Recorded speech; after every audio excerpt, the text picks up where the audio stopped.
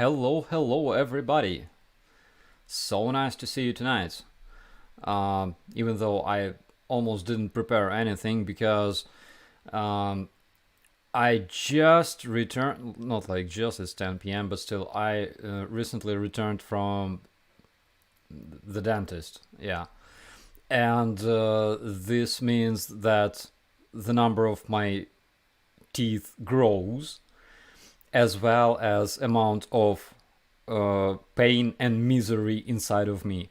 But anyways, but for the same reason, by the way, I missed the speech of uh, President Biden, and for the same reason, I I missed the no, it wasn't the reason to miss the speech of Putin because like who cares about his speech anyways? Yeah, but still I have something to say to you. Oh, and Russophobia is necessary.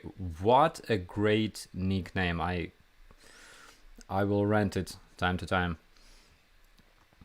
Um, yeah, and also I would like to pass my sincere greetings to the Abner family from Sweden, specifically Max and Alexander, and their father John. It's my big pleasure to have you with us together tonight.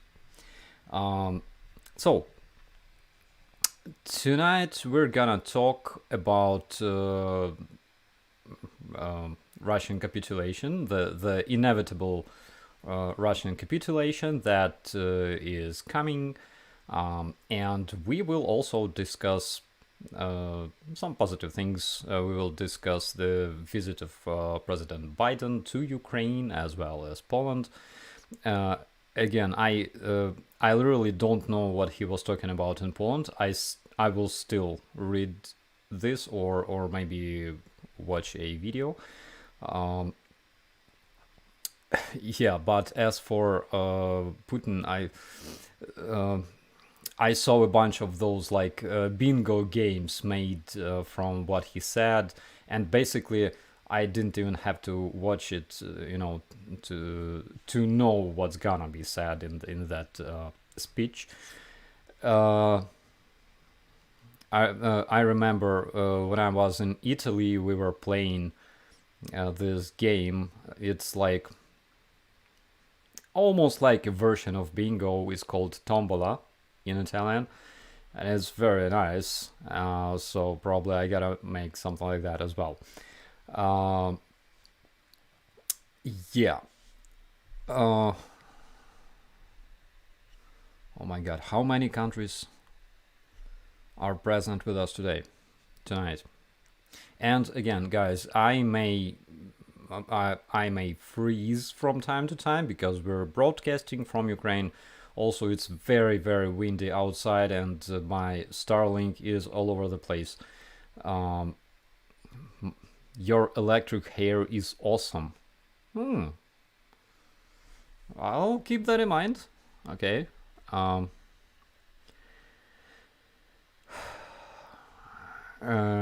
what does President Potato Head think of the leaked docs of Russia's ambitions of taking over Belarus?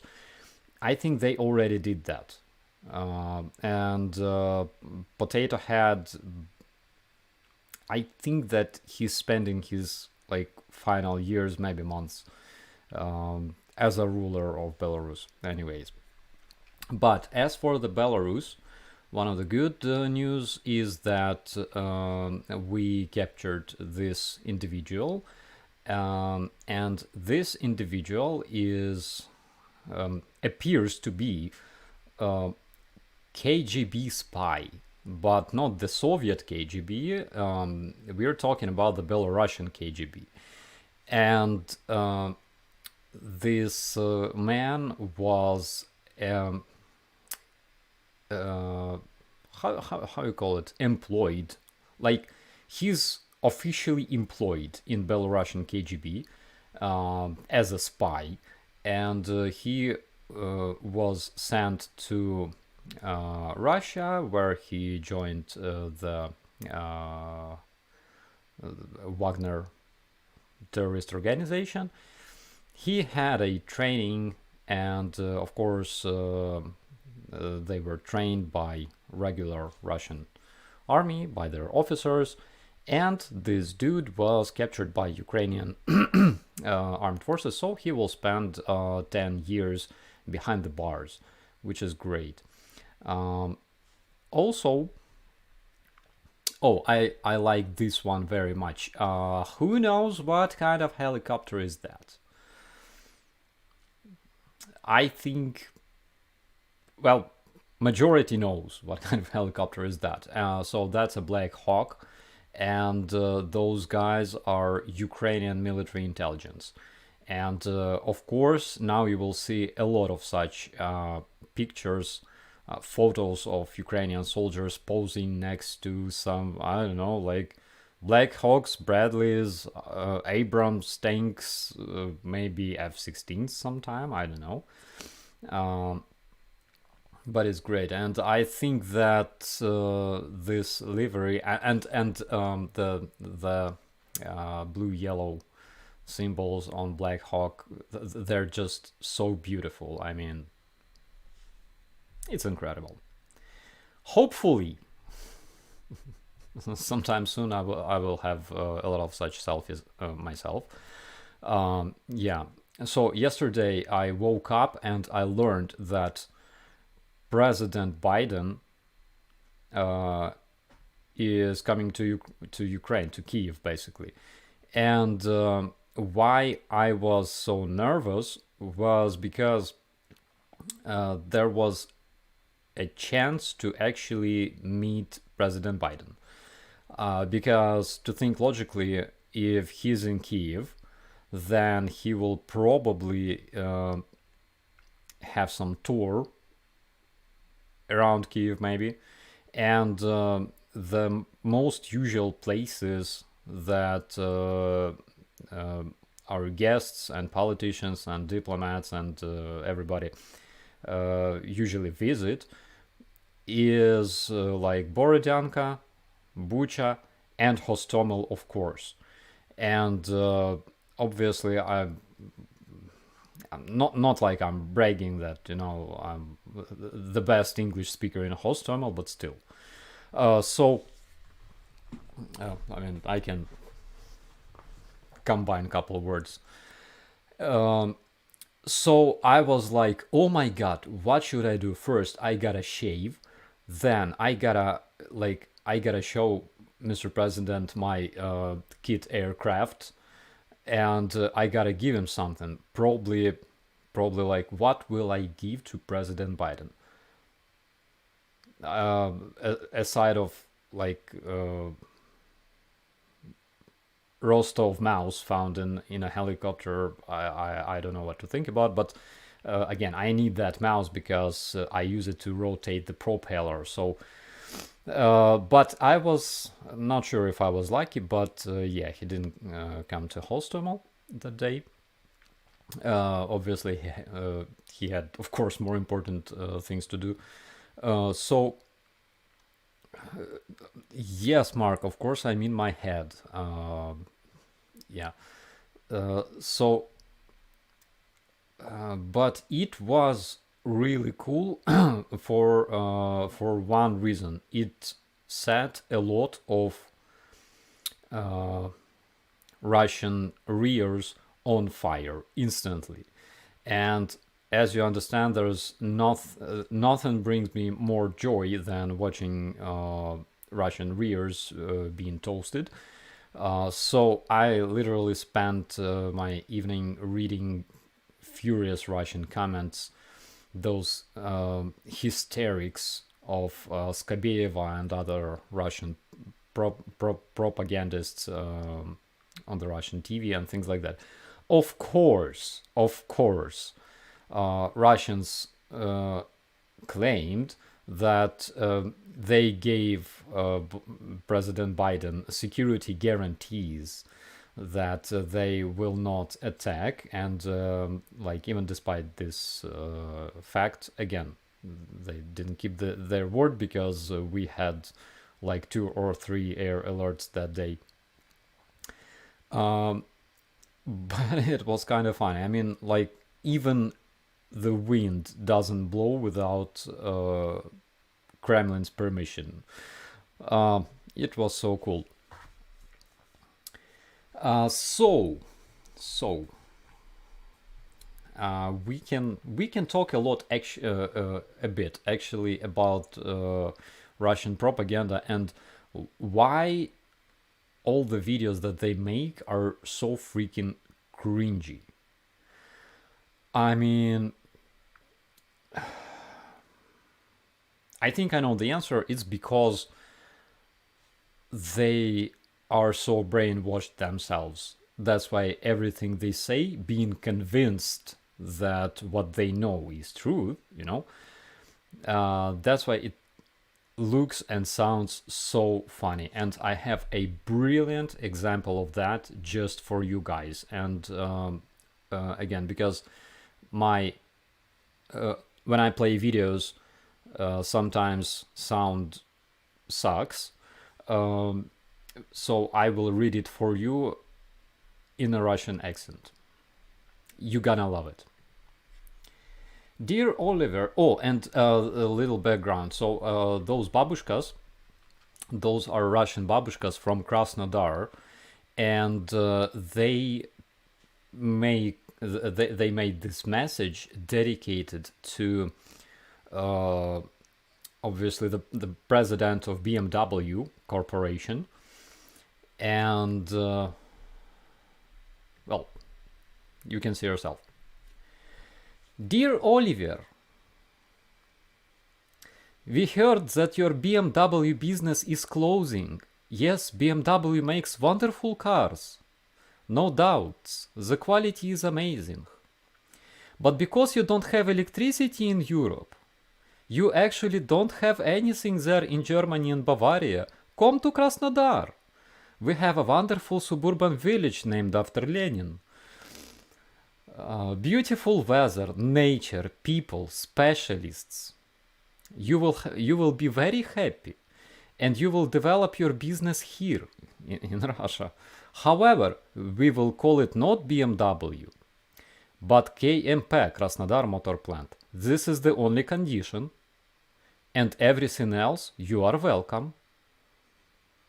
So, yeah, there's continuation to this video, but I feel so weird watching this. Guys, first of all, I'm very, very sorry that you don't have electricity in Europe, because I know how it feels not having electricity. Andre, yes, this is real, unfortunately, because I know well how it feels. Like, you cannot charge your phone, you cannot prepare coffee and things like that. So I'm very, very sorry you have no electricity, freezing, doing prostitution for a living in Cardiff, and things like that. I mean, it must be horrible in Bavaria this time of the year. Uh,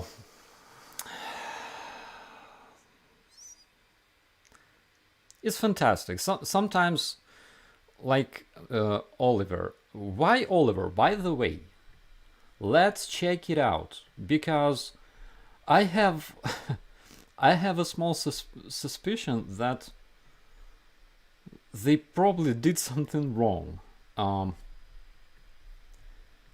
Okay, where is my Google Chrome? Here it is. Wait, CEO of BMW.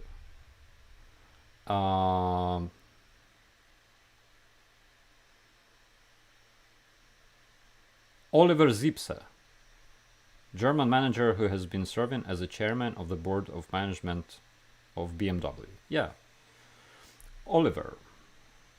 And basically, if you are a Russian grandma, this is what you do when you address CEOs of different organizations. Like, hey, son, Oliver, hey. It reminds me a bit of every single day I receive um, two or usually two emails from different marketing managers and PR managers of different companies like NordVPN and things like that, and they want me to they offer for me to make advertisements in my videos and receive money for that, which I will never do, even if it's a NordVPN, the best VPN that you can think about. Because no, I'm just kidding. But whenever I receive such an email, it's like that, dear blogger, or like, hey you, or like, not that I love myself so much, but if you want to contact somebody, you gotta at least know this person's name. That this is how I send emails to people. Uh, but anyways, I mean, uh, so Russians. Why Russians should? Did I freeze bad? Can you see me now?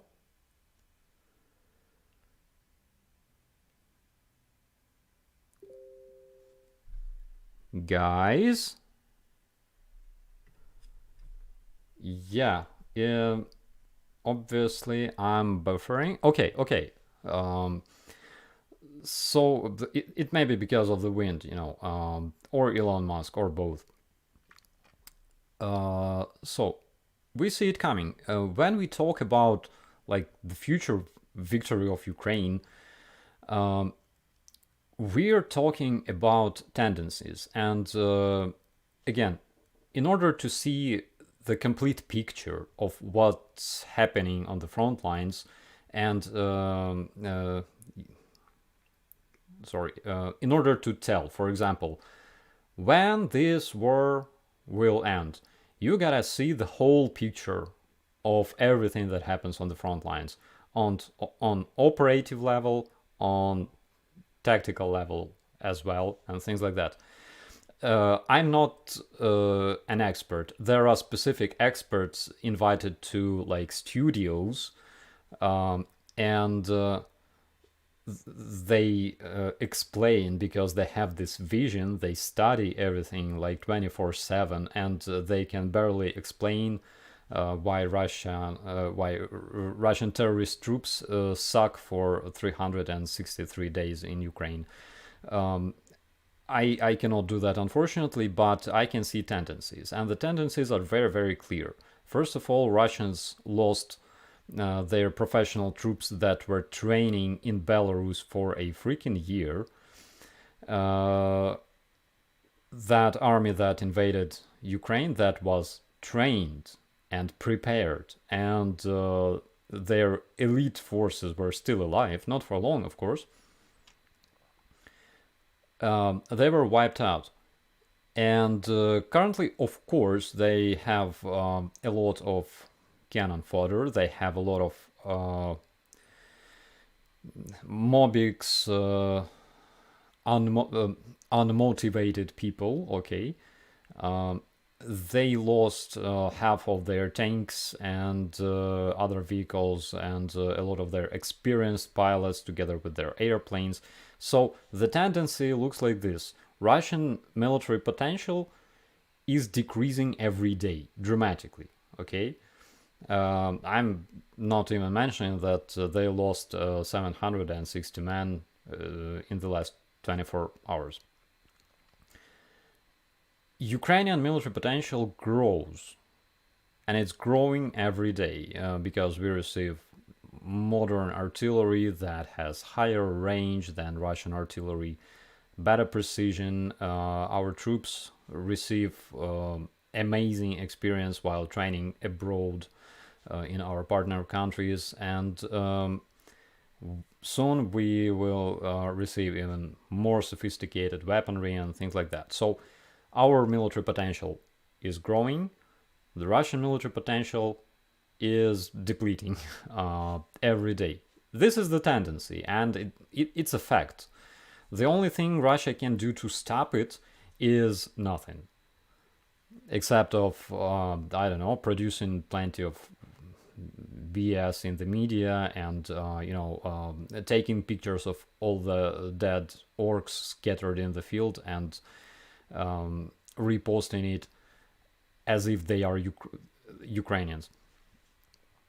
Yeah, and Weapons Loader 175 says you have the greatest weapon in war, NCOs and talented junior officers. It's true. As a former NCO, I can confirm that. So that's the tendency, and Russian demise is inevitable. They even those attacks that they perform multiple times during the day in the area of Bakhmut, Vuhledar, they have less. They send less and less men into every attack, and in majority of cases, those infantrymen, they have zero support from their armored vehicles, their infantry fighting vehicles or tanks, because they have shortage of those. They use artillery, but again, they use it like 20 times less than last year, basically. So that's the picture, and we see where it goes. Yeah, Benjamin says, how about Wagner? They have shortage of ammo and removed from Bakhmut. Exactly. They got removed from Bakhmut actually about a month ago, when Gerasimov replaced Surovikin, and because Prigozhin received a lot of like benefits from Surovikin, they were like buddies, he felt that his rear was on fire, so he went straight to Moscow, trying to convince Putin that he needs like protection or patronship or whatever. And I think his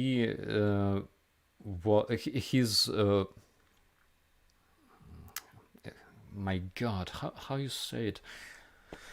Oh Jesus! I lost all of my English speaking abilities in the dentist's office. So basically, he didn't his what he asked for wasn't fulfilled, right? And currently, why he's so active in the media is because he knows too much. That's the only reason. He knows too much, and people who know too much, they actually get sucked out of a window like instantly. But on the other hand, because he's public, it's not that easy to do. He needs some special type of window. Shane, speaking of which tooth is a corner tooth? I was talking about the wisdom tooth actually, and we also call it a wisdom tooth. But I thought corner tooth would be like more obvious. So there's a question now. How can Russians capitulate? It's a different question because I cannot foresee future. But on the other hand, I can definitely tell you what awaits for Russians if they capitulate. And the reason they afraid to capitulate is very, very silly, because what are they afraid of? I mean, being laughed at? Russians are afraid of being laughed at? Like, as if it never happened, Are they afraid of losing, like, I don't know, oil sources, gas sources? Well, some of the Russian oppositioners said that actually oil and gas sources can be given to Ukraine control over those Russian sources can be given to Ukraine as a payback, as a reparations, right? Which is logical. But on the other hand, do Russians receive any benefits from being an oil producing country?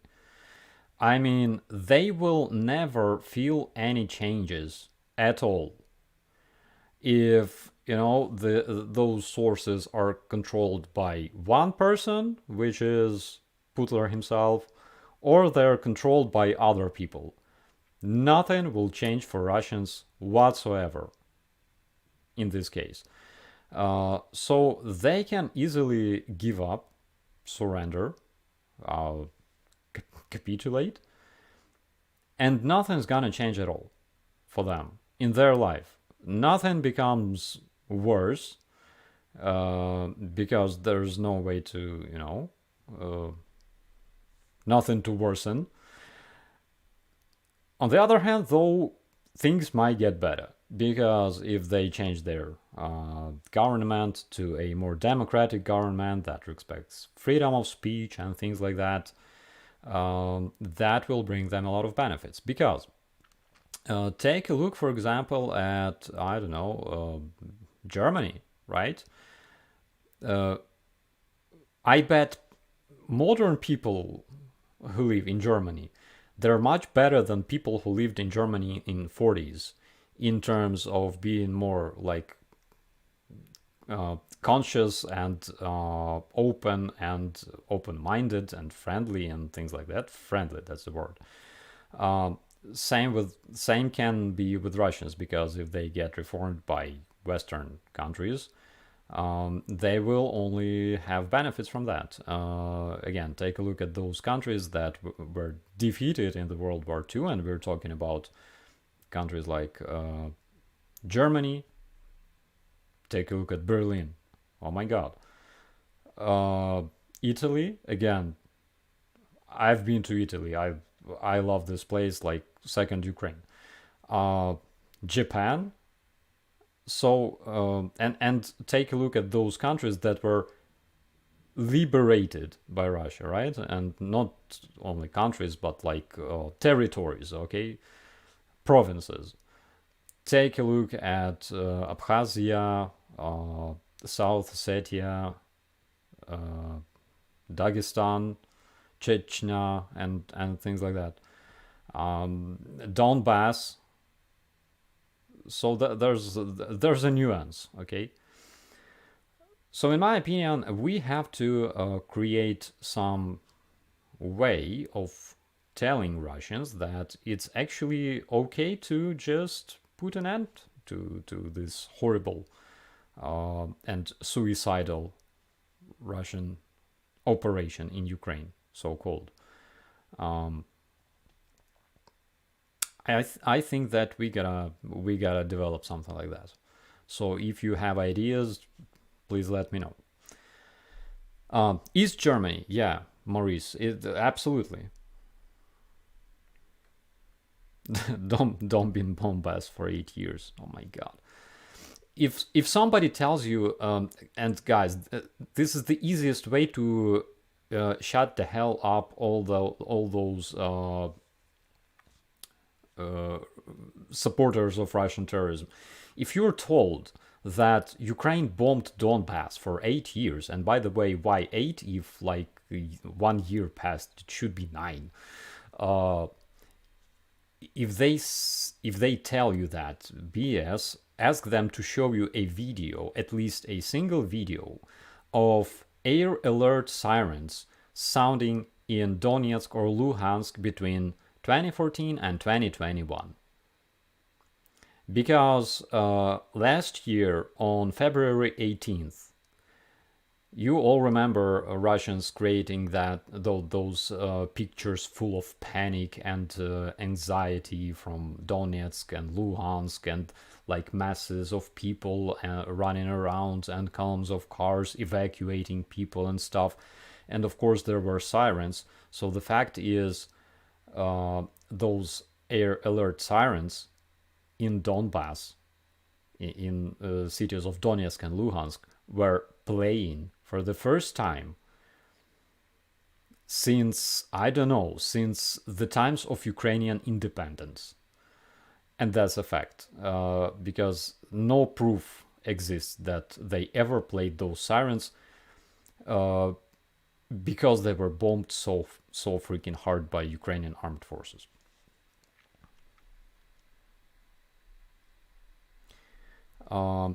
Yeah, another interesting thing that I wanted to show you, again, it's for those who want to convince somebody that Putin was pissed off by expansion of NATO, yeah, and because Ukrainians wanted to become NATO so much. So I have another interesting stuff for you to see, and because it's in Ukrainian, but like it's an image, but I will translate it for you anyways. So I found a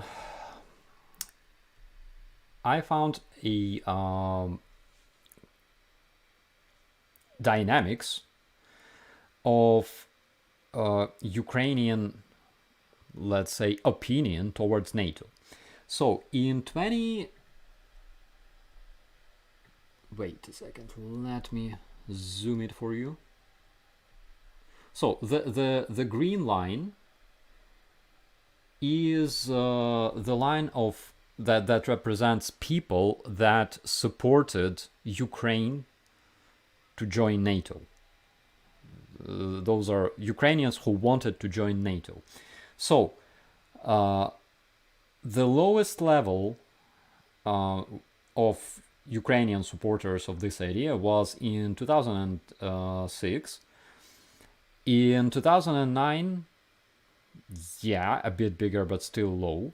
And almost exactly the same number of people wanted to join NATO in 2013. The number of people who wanted to join NATO in Ukraine, and we're talking about general public, about the population of Ukraine. Guys, 18% of Ukrainian population wanted to join NATO. It's like 1/5, even less. And the reason why a lot of people didn't want to join NATO was, like, one of the reasons, okay, was Bush's campaign in Afghanistan and Iraq, and people didn't want to be part of that. So they wanted to stay away from this.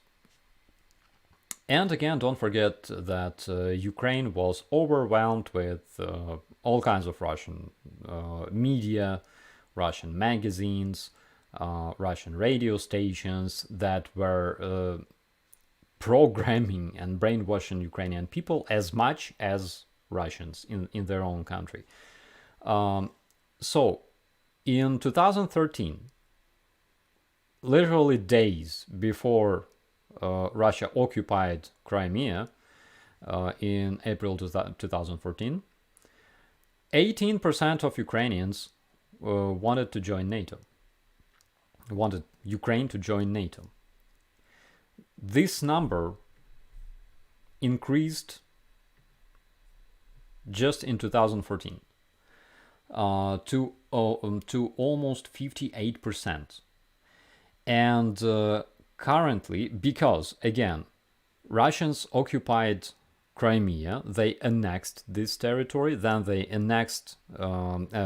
occupied Donbass. They brought a lot of their troops, they brought a lot of their commanders, they brought a lot of troopers, basically, their special forces.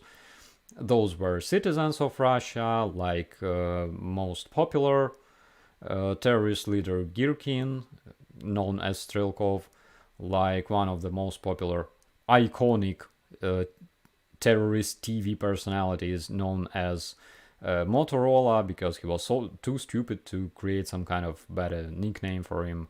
And like, he was actually like an idiot, okay, and he was rather a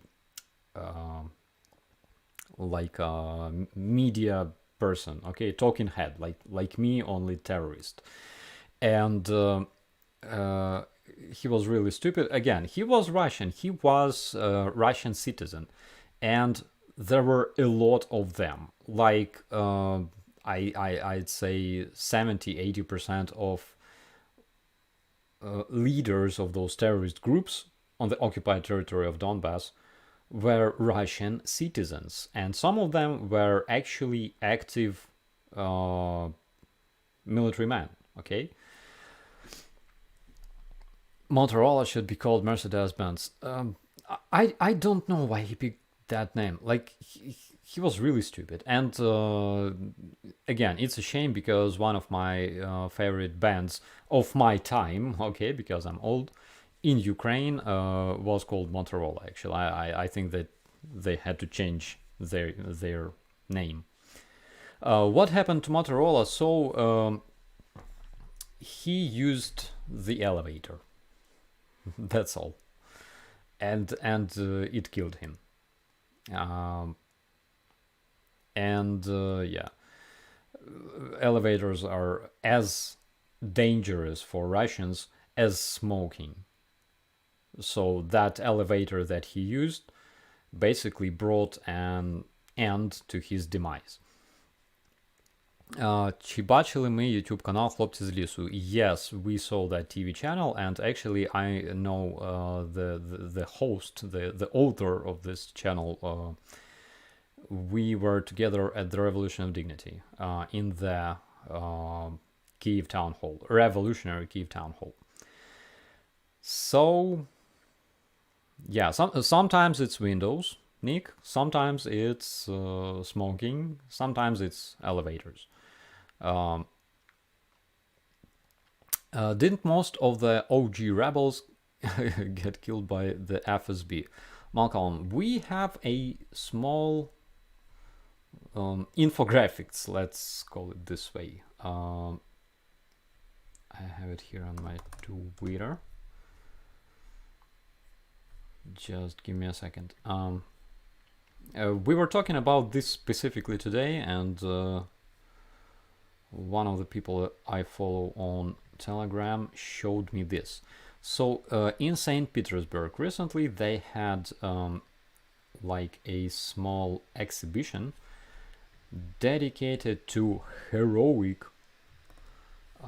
commanders of Russian terrorists in Donbass. So check this out. All of those people that are marked with a cross, there's actually more. Yeah. So all of those people that are marked with a cross, they were eliminated physically, okay? Terrorists marked with blue cross were eliminated by Ukrainian armed forces, by our special forces. Terrorists marked with red cross were eliminated by FSB because they knew too much. And the dude on the top left, he's marked with both colors because we don't know for sure, okay? It's still a question, but others are confirmed. So yeah, there's only a bunch of them left, including Girkin and including Bezler. So that's the answer.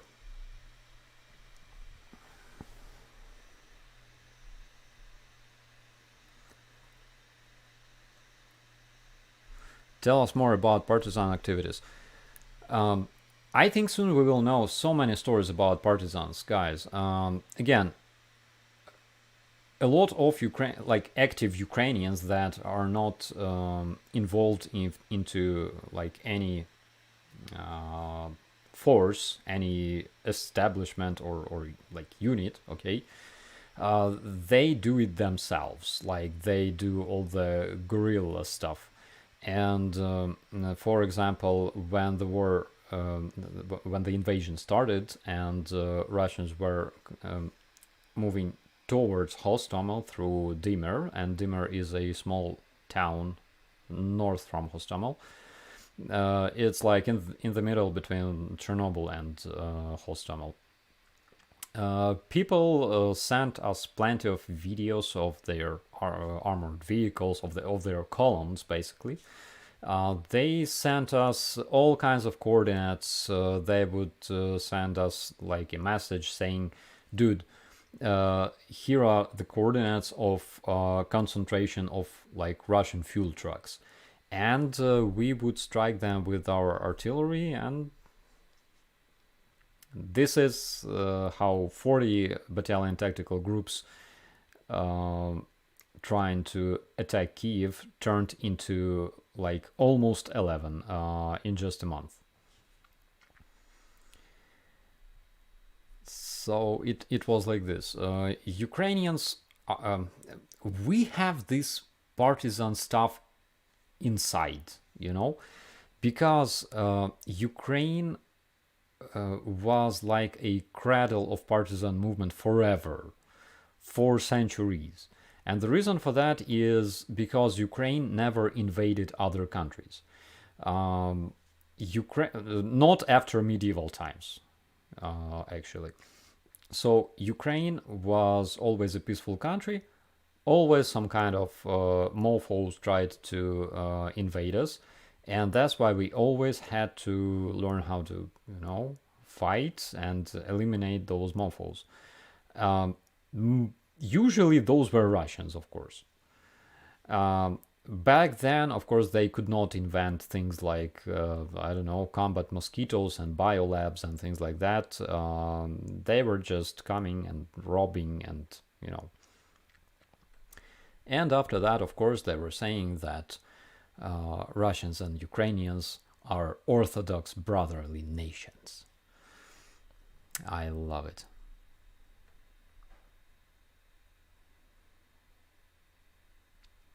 Добрий вечір, ми з Хорватії. Oh my god. I mean, it's so cool. You have no idea. Um,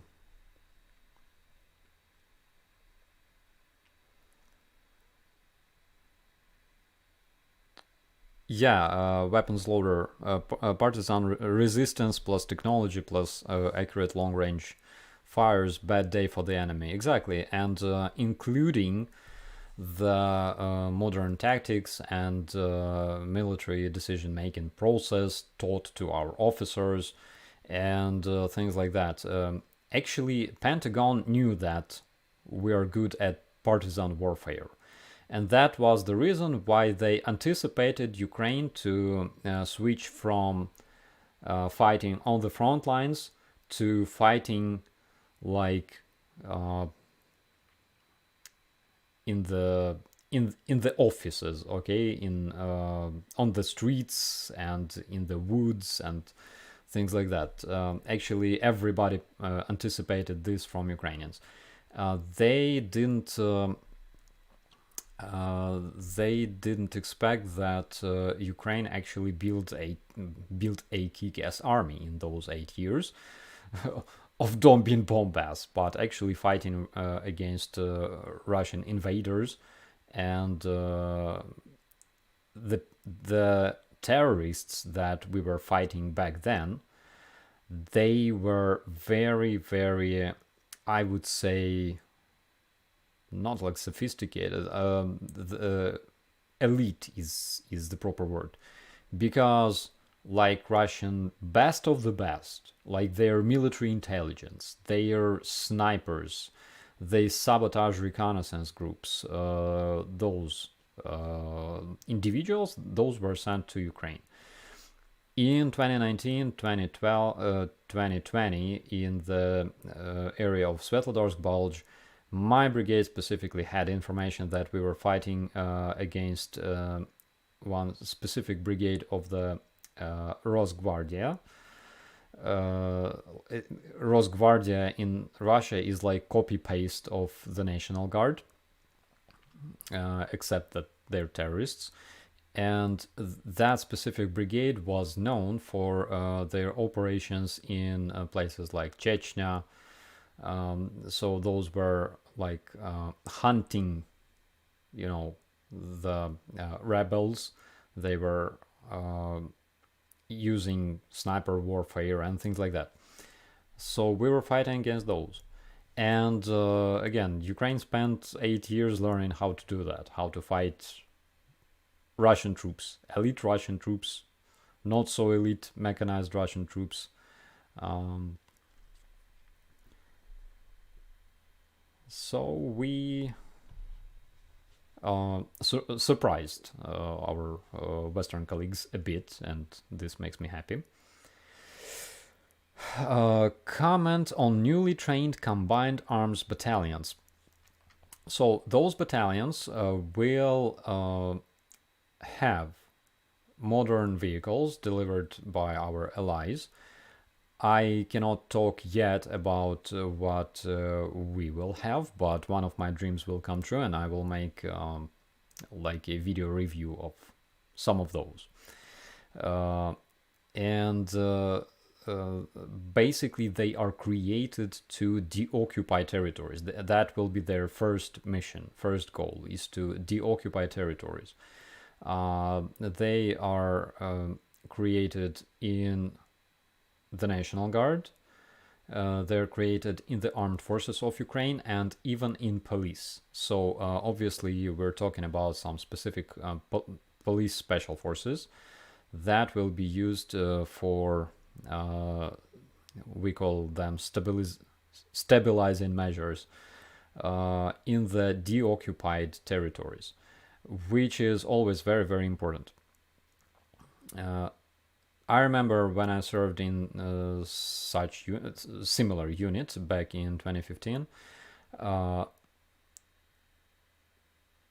Thugly fam, just keep it a secret. When I served back in 2015 in a similar police unit, police battalion, basically, we had a lot of important tasks. We had to filter people coming from the occupied territories to controlled territories of Ukraine, like from those so-called DPR, LPR, to the controlled territories of Ukraine. We had to control masses of people that would come here or move out, because those who come to the controlled territories from the uncontrolled territories, they can bring stuff like explosives, like weapons, of course. Also, they can be just spies collecting information about our positions and anything else. People coming from controlled territories to uncontrolled territories, they could be like on the run, trying to escape from law enforcement and things like that. And that was just like 10% of all our duties. We had a lot of important tasks, including fire support for our armed forces of Ukraine that were stationed on the front lines. I remember actually one of my first shootouts, if not the first shootouts, actually happened at the cemetery in the night in Krasnohorivka. And Krasnohorivka, I think I showed you that city. It's not far from Mariinka. So at some point, like we were patrolling the street in the night, and at some point we heard like some crazy shootout near the cemetery, near the local cemetery. And cemetery was next to the so-called gray zone. Gray zone is uncontrolled territory between us and them, right? And I saw like tracing bullets flying, and we received information that a group of Russian terrorists or those separatists, they infiltrated the town Krasnohorivka through this cemetery, and our reconnaissance group from armed forces, I think it was 28th Brigade or 14th Brigade, because we worked with both. I think it was 28th Brigade. So those guys were trying to catch them at the cemetery and eliminate them. So we had to hold a perimeter, like near the cemetery. Um, but somehow they managed to uh, go past our perimeter and disappear inside of the town. And it was kind of sketchy, like, next day we were on a patrol and you knew that there is some dude on this street that is actually like a terrorist. um, so yeah, I have a lot of stories connected with cemeteries. uh, I hope my guys put a lot of people into a cemetery. But anyways, one time in 2019, one time we had a position like built next to a cemetery, and it was super sketchy at first because sometimes there would be like fog, and it was late autumn, and there was like plenty of fog. It was very warm, and you could see like crosses and tombs and things like that. But it stopped being sketchy very, very soon because you don't have to be afraid of dead people, because it's living people you should be afraid of sometimes. Um, and yeah, there were a lot of stories that I will probably tell you after the war is finished, because they're like super crazy. Um, are you gonna see Max while he's in Kiev or no? Cause I'm worried about the 24th. On 24th we will be together in this. But Donna, I don't think that on 24th some Armageddon will happen, because I don't think so. I don't think so. First of all, Russians will not be able to use like all of their airplanes at once. Even if they have like 400 aircraft parked just behind the border, they will not be used. They will not be able to use them all at once simultaneously. It doesn't work this way. They can perform some kind of missile strike, and I'm more than sure that it will be this way. But currently, and guys, you have to understand this, currently Russians are doing their best. They are attacking at the limit of their capabilities. Okay, so what they do now, they cannot do more. And if we're talking about 23rd or 24th, I don't think that we should expect some I don't know, like nuclear blast or whatever, because they can gather a bunch of cruise missiles. Most probably they will use those hypersonic missiles like X-22 or Kinjals. Again, they don't have hundreds of them. They have a, a bit less than that. So I don't think that we should expect something horrifying that will shake the world like it did 1 year ago. It will remind of Putin's speech today, right? Like nothing but a fart. Let's call it this way. Yeah, exactly. Why Russian airplanes now and not last year? Doesn't make sense at all. Um, Again, even if they bring their airplanes, those airplanes will be piloted by cadets, basically, who most of them didn't even finish studying in their flight schools. They were recruited straight from those flight schools, even without graduating. And that's one of the reasons why we saw so many Russian pilots going complete kamikaze over the territory of Russia sometimes. Is the Patriot system effective against the supersonic missiles? Not really. Patriot system is effective against ballistic missiles that are still hypersonic, but not like super hypersonic like Kinjals, because Kinjals can fly at the speed of like 5, 7 times speed of sound, something like that. Ballistic missiles, even though they're very fast, and you cannot you cannot intercept ballistic missiles with conventional stuff that is used currently in Ukraine. But Patriot is clever enough to intercept ballistic missiles. As for those Kinjals, I don't think so. But again, they don't have a lot of those.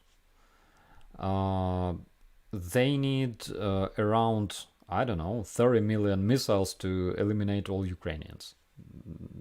It's impossible.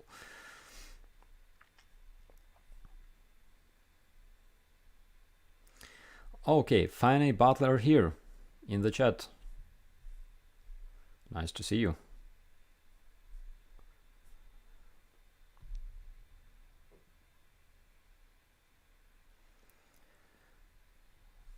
Will Iron Dome come? Can that hit ballistic? Again, Iron Dome is not created to intercept ballistic missiles. And Iron Dome, I will tell you a secret, which is not a secret, but Iron Dome cannot even intercept Iranian ballistic missiles.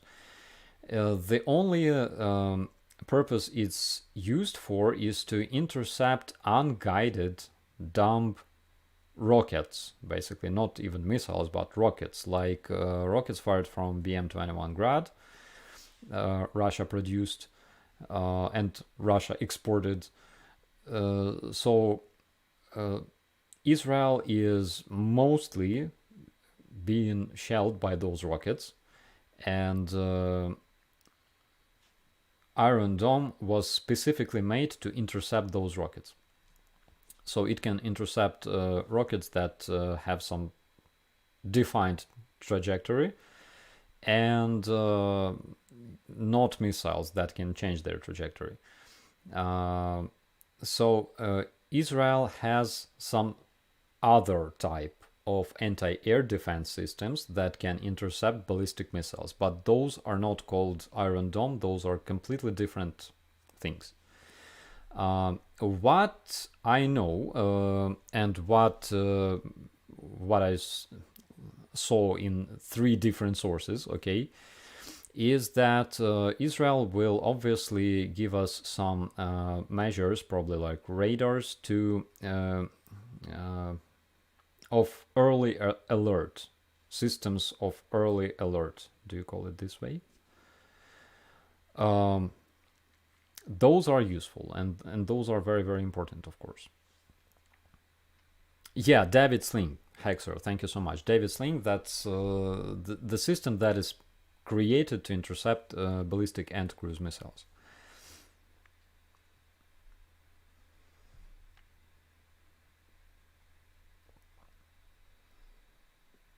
Papu LSA, funny, are you the girl from channel with interview? Yes, she is. That's her. John Husky, ladies, operator Starsky still single. But if you have a cat, there is no change of love.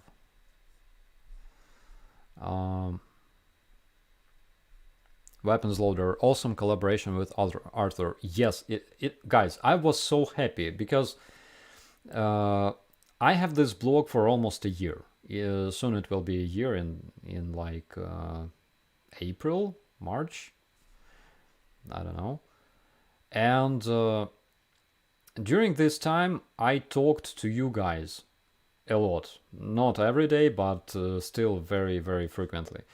And it's like, talking to friends that you can only see on the screen. Like, that they are there, and in different situation, you could just hop on a plane and have a ride, have a flight, and have a beer together. But Currently, it's impossible. And seeing Arthur was so cool because his first foreign YouTuber friend that I have, uh, that I actually met in the real life because he came from the other side. Okay, so it was fantastic.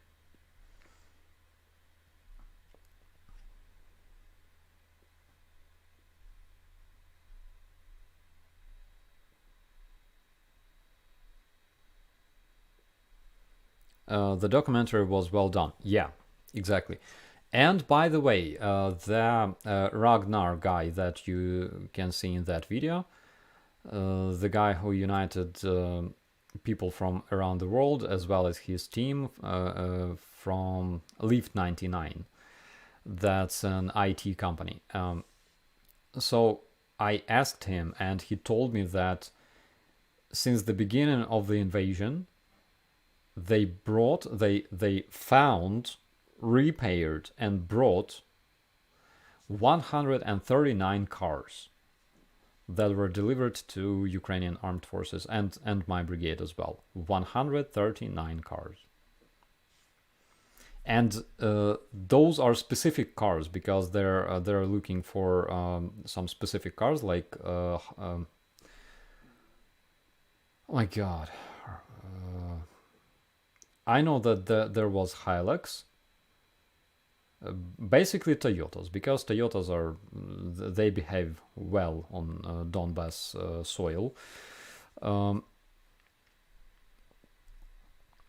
okay, Juraj Kvak. Hello, Starsky. I'm from Slovakia and a huge supporter of Ukraine. I'm trying to DM you because my friend is filming a documentary. Yes, Juraj, I can help you definitely. Sorry for not reading your DMs. I have a big reason. I have two reasons for that actually. I didn't even open my Instagram for a week probably. Um,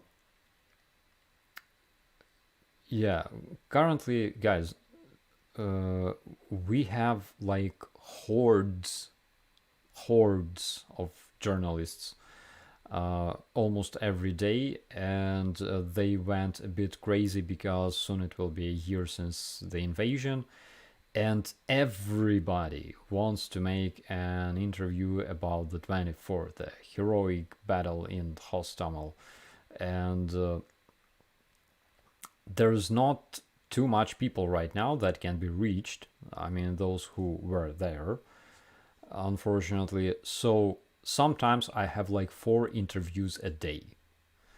I sometimes I think I would pay for somebody to talk instead of me, but this is my job, so I have to do it. Um, yeah, and then there's that uh, teeth shenanigans and things like that.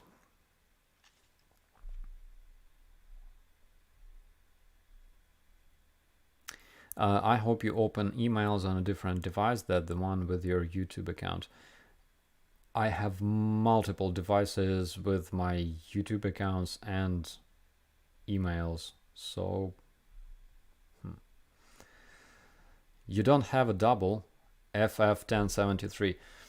Uh, so we left with Max the other day that actually I can hire a person because, like, if you Google Battle for Hostomel, I guarantee that you will see my face at some point.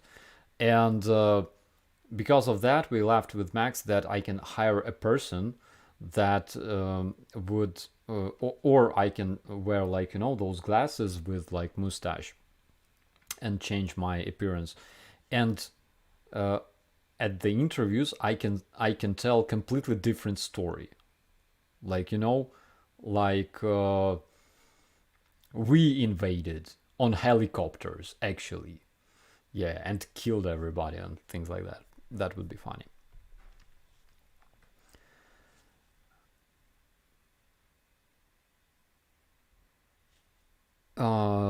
Okay, beeps. I'd rather sit down and drink a beer, bro. Sometimes words are not necessary. I completely agree on that. Definitely. Uh, Jamie42, saw your patch on the shields. I want one. When and where can I get one? So, currently we're trying to set the production of those patches, and believe me, you will be informed. I will make a bunch of announcements. You need a double like Putler. Hmm.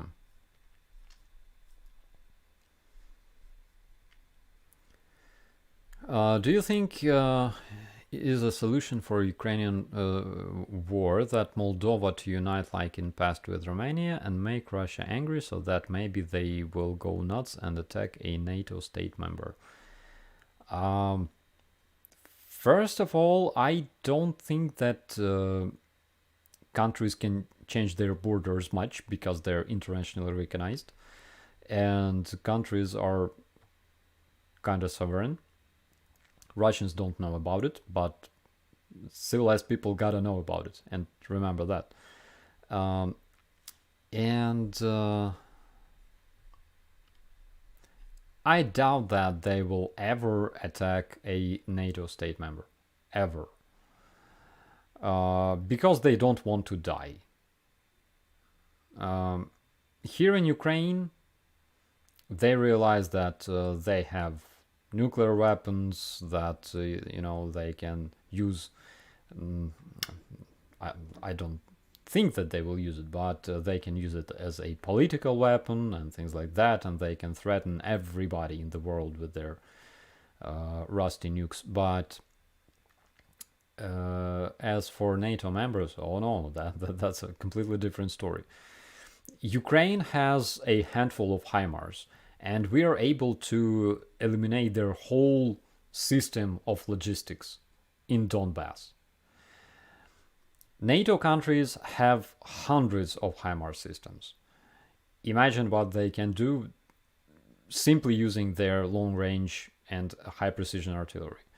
And I'm not even talking about air dominance and modern airplanes, A-10s that do brrr and things like that.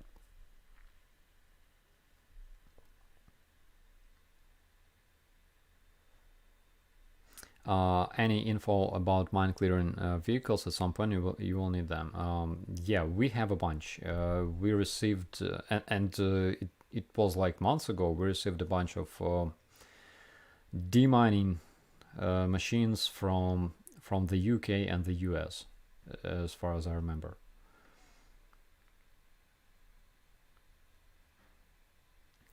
What do you think of Ukrainian defense industry? I expected to see more of them, to be honest. More of them? You mean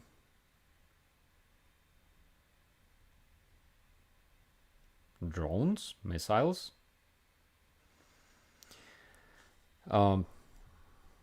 Me included, actually, because I can tell you this: everybody in Ukraine anticipates some Ukrainian drone striking, I don't know, Russian airfield or intercepting a Russian bomber. That would be so great. Uh,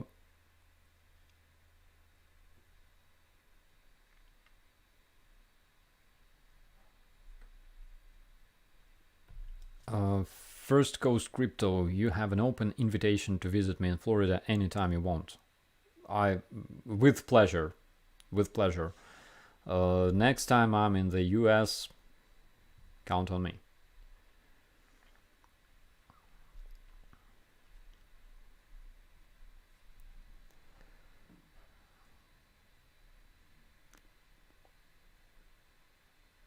Brrt. Yeah, that's the one. I think we have something that does brrt as well.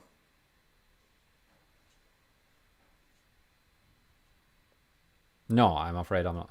We don't have anything like that. We have ZU-23 too, the anti-air cannon that actually very good stuff. it has a very high rate of fire, but still not as high as good old brrt.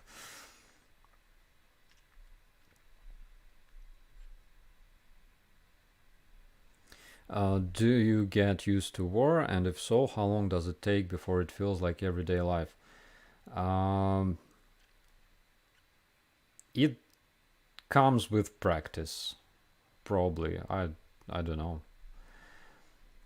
It's like that. If you are in the army and if you're sent to the front lines, uh, first thing you have to do is you have to tell yourself, I gotta get used to live like this because there is no other choice. And it takes like seconds or minutes. It's all. Uh, but if you're a civilian person that is brought to the front lines and you don't know what to do with your life, you will have a lot of problems.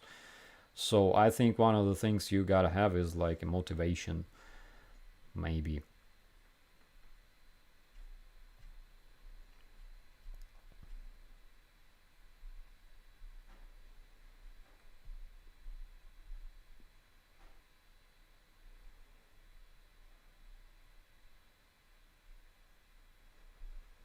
Borscht soup. Yeah, guys, let's talk about food. I didn't eat anything since I returned from the dental clinics, um, and I found some very nice one here. So, do you know this Predator dude? I don't know him personally, but he's legendary. He is like one of the best. Um, so I went to the dental clinic to have my tooth removed, and the dentist, he's a really young man, 20 plus, and he could be my son actually. So he noticed my patch and he was like, "Where are you from?" I'm like, "Hostomel," and he's like, "Oh, so you were those guys who kicked that elite Russian troops?" I was like, "Kinda." It was so cool, guys. I'm so proud of you. And he told me that two of his brothers serve in the armed forces of Ukraine in artillery units, and they fire some big guns, and I'm talking like very big. Do you like pork in your borscht? I like pork in any shape. Actually, I like steaks made of pork, and I have some specific recipe how to cook them perfectly. Specifically, pork steaks.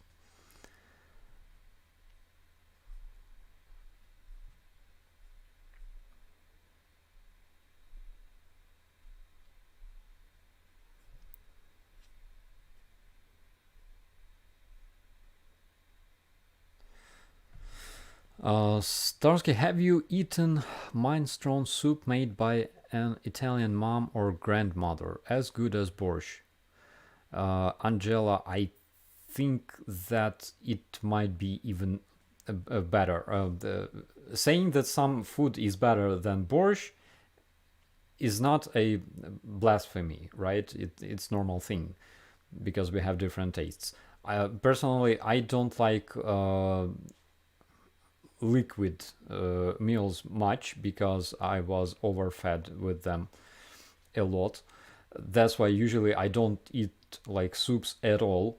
But the last time I ate soup, I visited my father, and my father cooked some soup with like mushrooms, and it tasted so good because I had one tooth removed and the other tooth fixed, like 50% fixed, so I couldn't eat anything solid.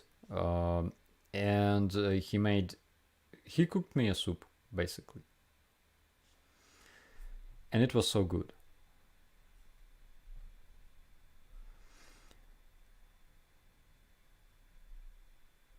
Spaghetti.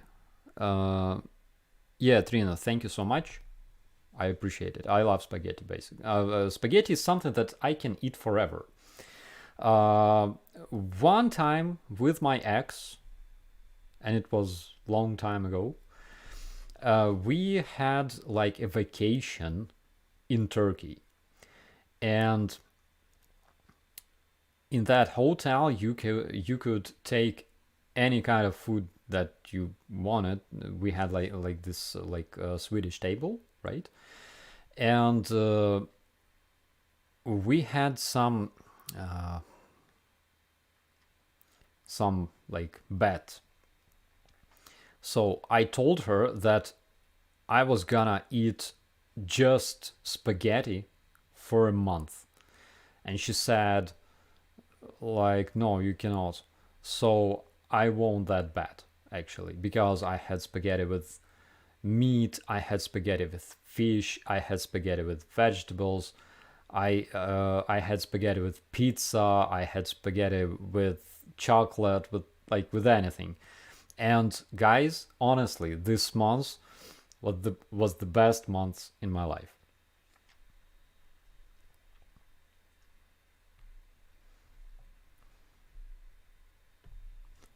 Uh, Mishkinis, Starsky's metal dude for real. He's having shootouts with terrorists in cemetery. Not only shootouts. Unfortunately I cannot talk much about it until I serve. Yeah, but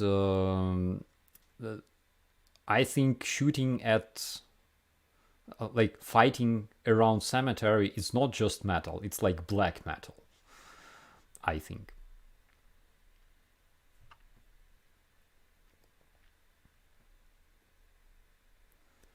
I ate just rice for like a year in university, first last. Um, I learned how to cook Thai rice, and it's so cool that you can basically store this rice for a week maybe, and it will not get spoiled.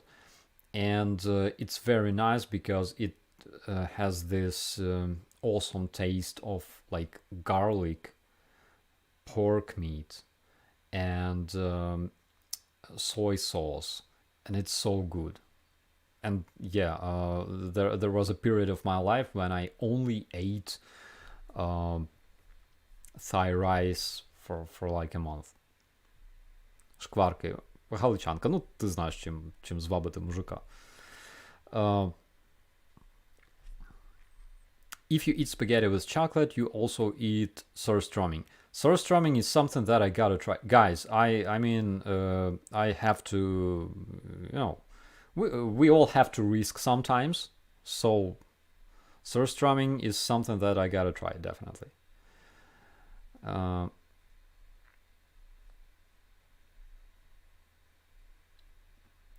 Илья Лозовский, bro Starsky, you a metalhead? Бро, пошукай Operator Starsky Music. Просто на YouTube вбий Operator Starsky Music. Тобі сподобається. I lived on fried rice in grad school. Fried rice, yeah. I don't know why it tastes so great. I mean, um, it's like nothing special, and it's very easy to cook. Do you like lasagna, Daniel? I love lasagna, especially lasagna with meat. I think it's not very like widespread type of lasagna, but I love it.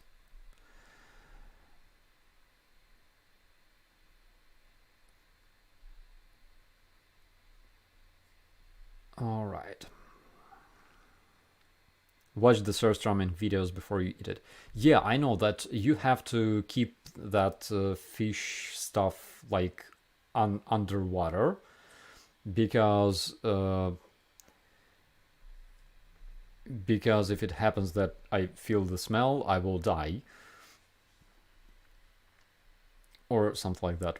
Actually, I gotta watch this like a tutorial on eating surströmming.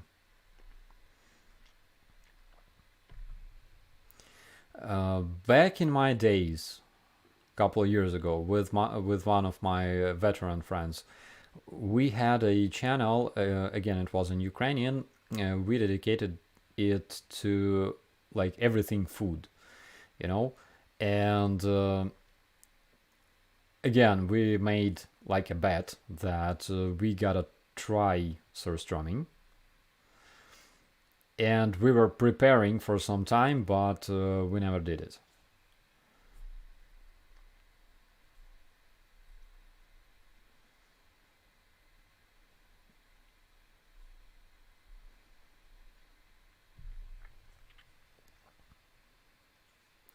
You need to do a ginger feed Starsky piece.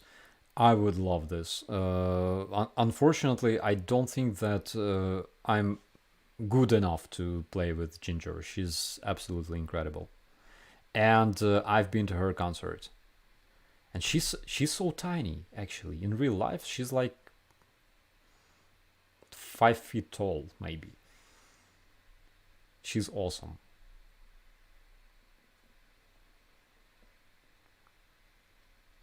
Hello from Bangalore, India. Hello, hello. Kinjal can change trajectory. Actually, yeah, because that's a cruise missile. It, as far as I know, it doesn't fly at the speed of like 3 times speed of sound instantly. It just cruises towards its target, and then it accelerates to an incredible speed. It's so fast that it just disappears from radars for a while. Um, do you like spicy food? Uh, I like all kinds of food. Spicy food, specifically in KFC. That's the type of food. It's like when you buy a bucket of wings or legs, and you buy them extra hot, and next morning you regret your choice big time. And again, for some reason, it only works with KFC, not other restaurants. Um, Lasagna with elk meat. Sounds awesome. Yeah. The Sun Express says with thick Slavic accent, "Hello from Chicago Oblast." Hello. Nice to see you.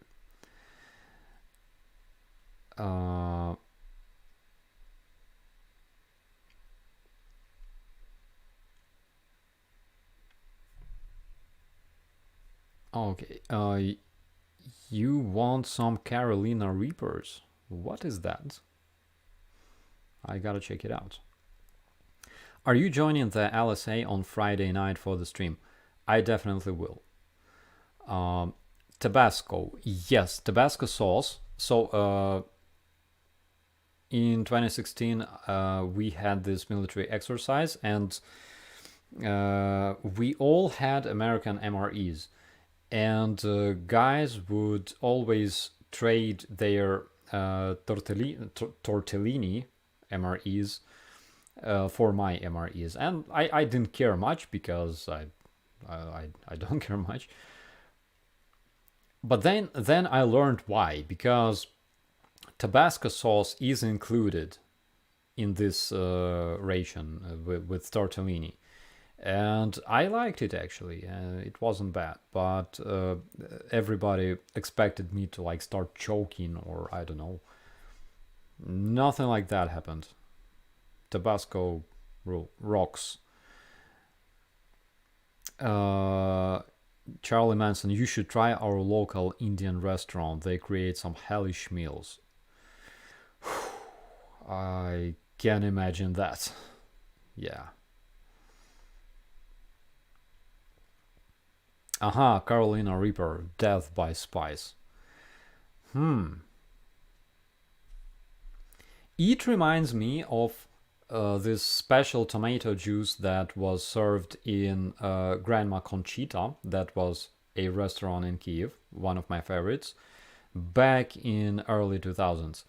And that's where I learned what burritos were, and they would serve this Grandma Conchita like in a cup, and it looked like tomato juice with enormous amount of spices, and it was hellish hot. So you had to order milkshake together with this tomato juice because that was the only thing that could relieve your pain.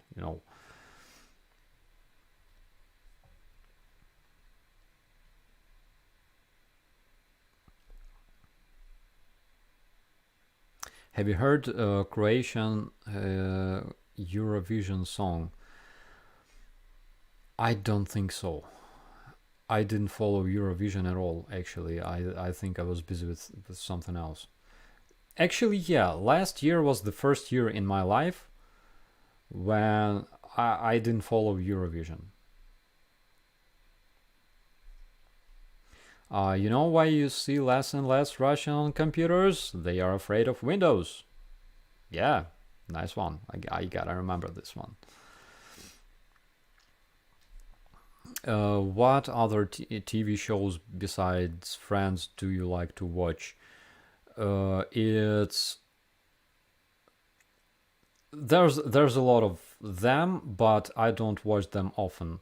My favorites are Elf, of course, oldies like then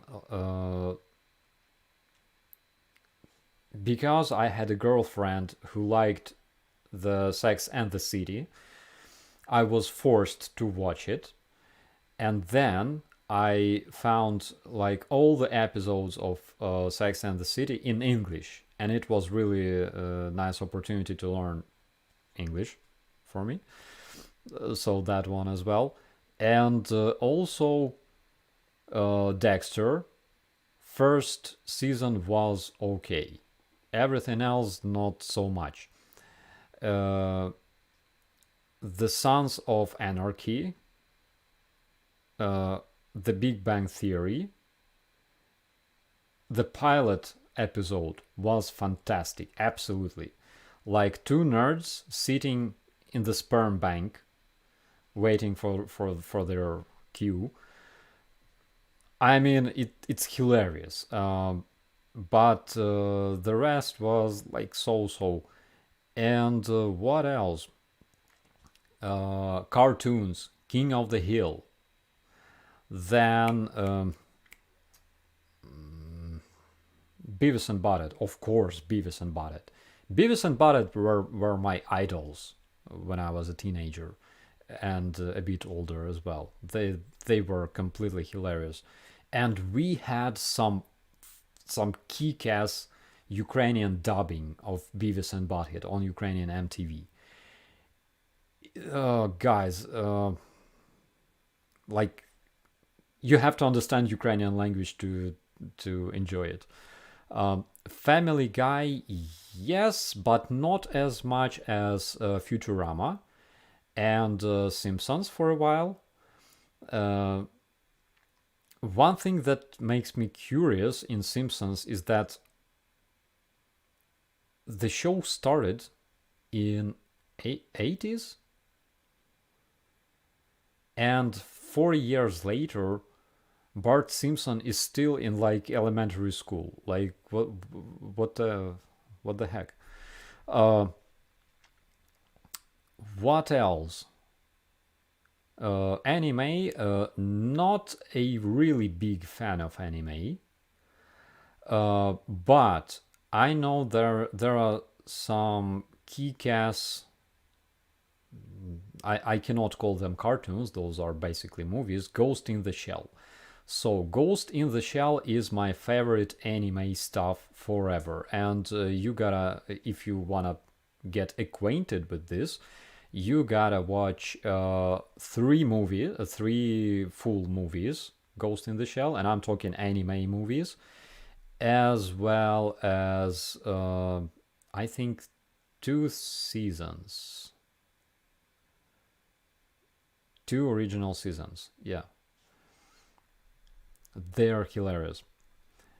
And it's not like, like anime, like what you stereotypically imagine when you hear anime. It's fantastic. It's like cyberpunk stuff with blood and everything that military people like. Futurama, yeah, of course, Futurama. The Last of Us, I've heard about it, and I think I should try at some point.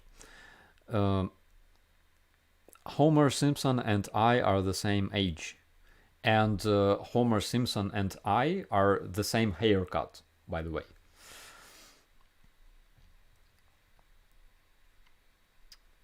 You should try watch The Young Ones and Little Britain, Vicar of Dibley, Father Ted.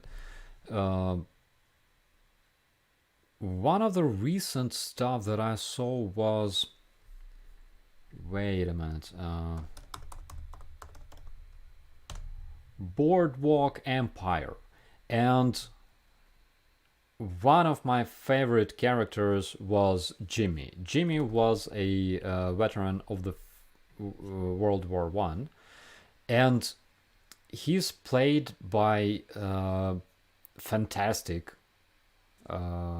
Michael Pitt, that played a role of, my God, Kurt Cobain, and like in a different movie, of course.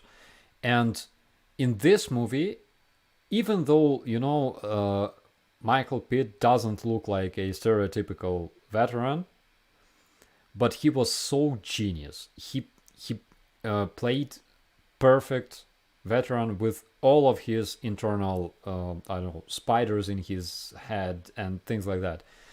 I mean, when I saw this very character, my first words to my ex were, I freaking believe this dude is amazing. So that one, yeah, you gotta see it. And of course, if you like Steven Buscemi, yeah, I'm his big fan. They killed off Jimmy because Michael was too difficult to work with. I suspected that, actually. I suspected that. Because, yeah, I heard that he's kind of. He also has, and you probably don't know it, Michael Pitt has a band called Pagoda, and one of his songs was performed in the movie um, Kurt Cobain, and it's coincidentally it's my favorite song of his band.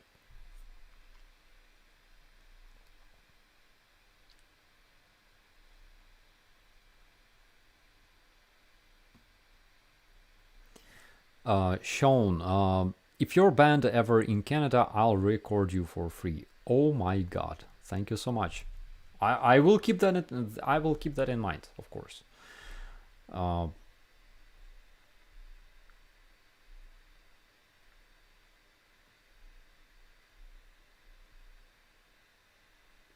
was married with children and El Bandi big in Ukraine back in the days. Um, I didn't understand the sentence. Um,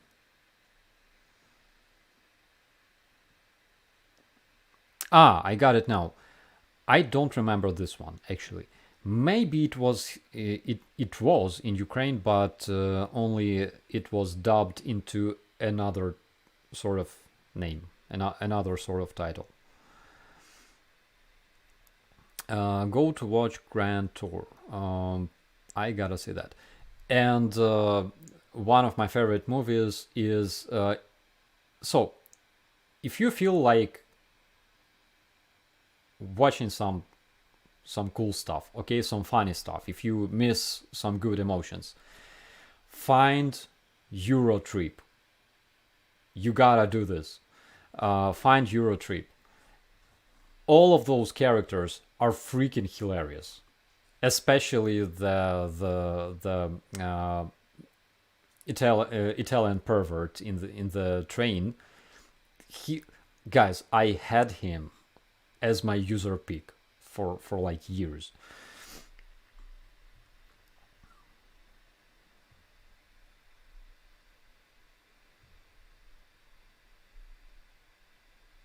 Married with children. I gotta check it out.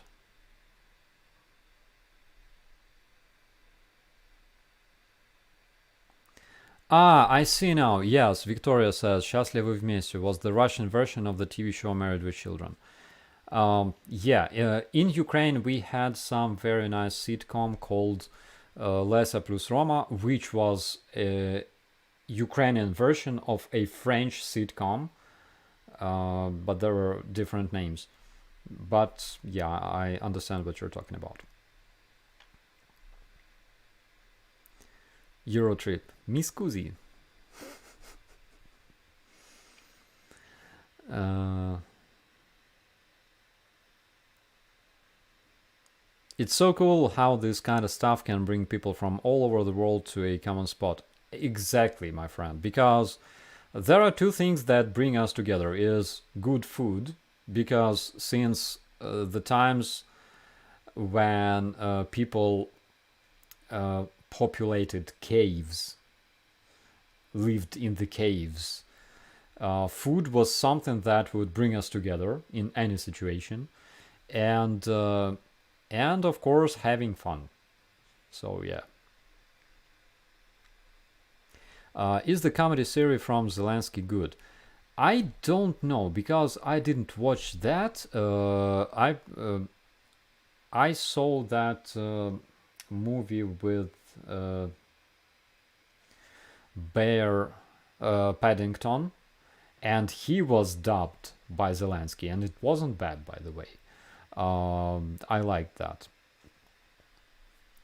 But as for his show, not really. I would prefer watching something in English to learn the language, which I did. Uh, Summer Sun, do we need to be worried about China? What are your thoughts? I still think that China will choose to continue trading with the West because, guys, imagine how much time China spent in order to conquer the Western market, right? Uh, and now imagine what kind of losses will China suffer in case it has sanctions against it. It will be crazy. Trading with Russia is not as beneficial as trading with Europe and America for a simple reason. Because annual GDP of Russia is 1.4 or zero point 0.7 trillion dollars. Combined GDP of Europe and the US is 40 times of that. So that's the answer. I don't think that China would even consider giving them like weapons and things like that. I'm sure that they had negotiations. I'm sure that Russians promised, I don't know, uh, Vladivostok Oblast for this help. I know that they probably talked about it, and I know that Western intelligence knows about it, and probably that's why they just gave this. They sent this message to China that you gotta think twice, or better, three times, before doing that.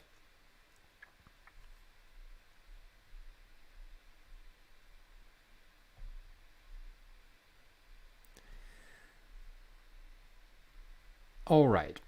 Okay, friends, I gotta go to bed because tomorrow I have five groups of journalists. And Breaking Bad, by the way, one of my favorites ever. Uh, I gotta go to bed because tomorrow I will have to survive 5 groups of journalists. So wish me luck, and yeah, we'll see you next time. Thank you so much for being with me tonight.